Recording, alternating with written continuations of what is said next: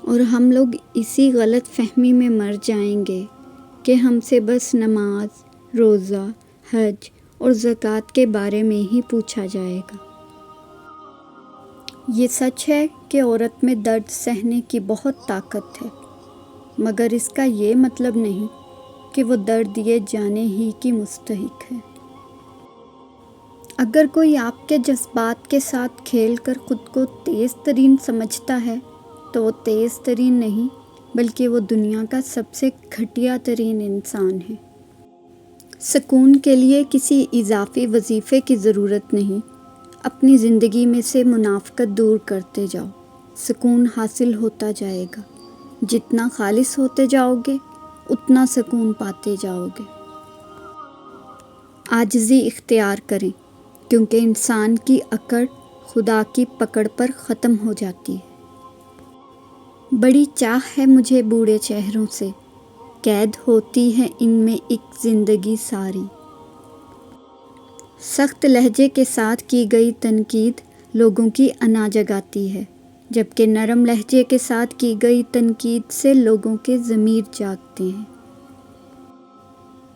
بدترین احترام وہ ہے جو خوف پر قائم ہو۔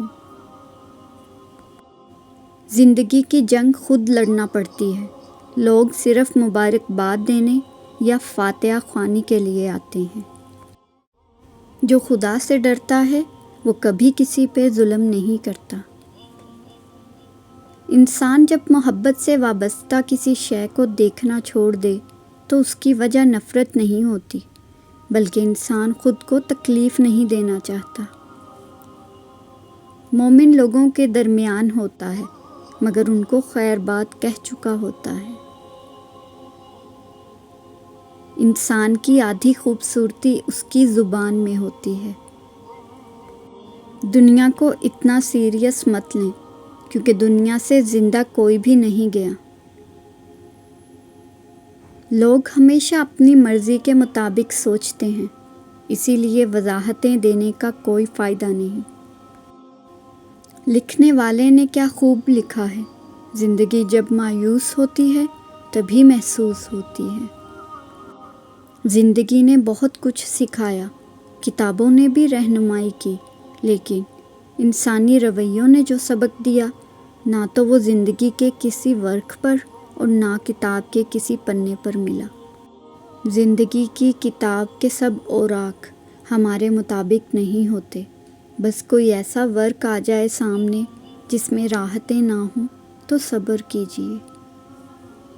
بچہ گیلی مٹی ہوتا ہے، ہم اس سے جیسا سلوک کریں گے ویسا کردار اپنائے گا۔ اور زندگی میں کچھ غم ایسے بھی ہوتے ہیں جو کہ ہر خوشی میں یاد آ جاتے ہیں۔